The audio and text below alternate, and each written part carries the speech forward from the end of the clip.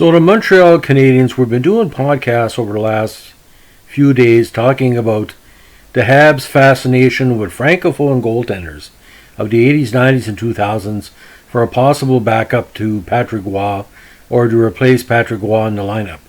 Now this guy was the best Q goalie for one season and was a great performer in the World Junior Championships in the NHL at different levels, and he eventually started playing with the Montreal Canadiens way past his prime.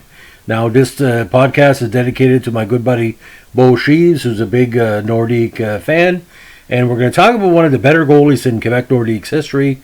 Of course, we're going to talk about the legendary Stephane Fiset. Now, Stephane Fiset, born June 17, 1970, played in the NHL for a number of years, and is best known as well post hockey of coaching Thetford Mines in the QCHL. Now, born in Montreal, Quebec, big goalie, 6'1", 235, a solid 235. He was drafted in the second round, 24 overall, in the 88 NHL entry draft, basically because of his strong career with the Q. Now, he's 89 season. He was named the Canadian Major Junior Goaltender of the Year, and he was a QMJHL All-Star with 25 wins, 14 losses, and 3 ties in 43 games, and with a 9-2 record in the playoffs. Now, he eventually wrapped up his career with the Tigre, but he went directly to Quebec Nordiques, and at that rough 89-90 season, he played 6 games, 342 minutes with an 0-5-1 record. Now, excuse me, he got some seasoning with Halifax in 91 with 3 games in Quebec that season, back to Halifax for some more seasonings in 92, and he had a more regular turn in that season with Quebec, a 7-13-2 record. Now, after 3 games with Halifax in 93, he helped the team on their Stanley Cup possibilities. He played Montreal in the first round, and of course, they lost. Hextall got most of the starts, but a regular season, he was 18-9-4. Now, 94 became the number 1 goalie with a 25-4 record in 50 starts with a 3.39 average and 2 shutouts. Now, again in Quebec, he was sharing duties. When the team moved to Colorado, he put his name on the cup with a 22-6-7 record in the 96 championship run. Now, by the 96 season, he found himself with the LA Kings, traded in the off year. Now, Fiset was backing up Patrick Roy for most of that season, but I think he wanted more playing time. And luckily, he was moved to the Kings, and he became the squad's first choice starter with Jamie Storr. 98 season, he was the number 1, 26-25-8. 99, 18-21-1.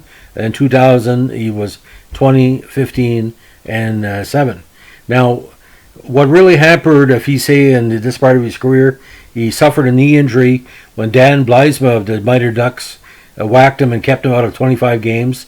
That was then followed by a second knee injury that kept him out for another 31 contests, reducing Fiset to 7 games.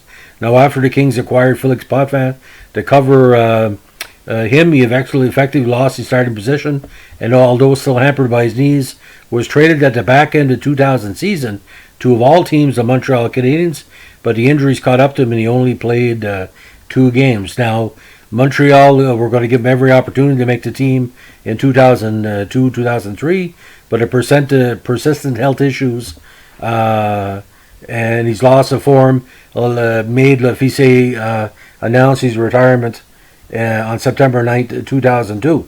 Now, what was really great about Fiset, he was well known for his excellence at the world level. He played in the 89 World Juniors and also the 1990 Juniors. 89 Canada finished 4th, and he followed a rough start against Soviet Union in the 89 series with 1990 with a great showing, and he won the Worlds with Team Canada and was named top goalie of the tournament. Now, he played 2 games in the 94 Canada World Championship squad, winning both of them. Now, why Fiset stands out, other than being a very handsome and very talented guy, he wore one of the most recognizable goalie masks in the history of the NHL. Now, the design with the Nordiques was an ice wall that is supposed to be related to the Quebec Nordiques igloo logo. There was also the fleur-de-lis, the Nordiques' alternate logo, on each ear of the mask. While he played for the Kings, he also donned a memorable mask with the face of King Tut in what he called ice form, as it appeared on King Pharaoh's tomb. Total NHL results: 390 games, 164, 153, and 44, 21,785 minutes played, and in the playoffs, he only won one game, and that was when Quebec in '85 in 14 contests. Now, let's say Montreal would have picked up a very healthy Fiset. I know their fortunes of the early 2000s would have been better, but we always want to see Stephane Fiset in a Montreal Canadiens uniform to see what he can do. It's too bad he came to us when he was really hampered by a very dirty play by Blythesma. And that's something that a lot of people forget. A major league goalie has to be healthy in the legs and the groin and the upper body to be effective. And when you're putting in 40, 45, 50, 60 games, consecutive games in the NHL, you win 50, 32, 37, 44, 60, 42, 47. And for him not to play, it would take a lot. But for me personally, the best season, of course, was the championship year where Patrick Roy was the main goalie. And I think Patrick Roy would have done well, but having Fiset there allowed the Avalanche to be solid enough, and Ray Bourque was a big pickup. So a team of destiny that year. So again, major junior goalie of the year, World Junior Championships goalie, Stanley Cup champion, QMJHL first All-Star team. All the respect of the media and the fans. Stephane Fiset's character and results is one to be celebrated. And don't forget, ladies and gentlemen, those 16 regular season shutouts. Still a very impressive total and a very busy career where he had a 3.07 average and a 90% save percentage. So he had a very high save percentage. Very much a money goalie in certain situations. But I think Hextall playing against Montreal in '93 hurt the Nordiques. I would have played Fiset, but that's just me. Thanks for listening. Bye.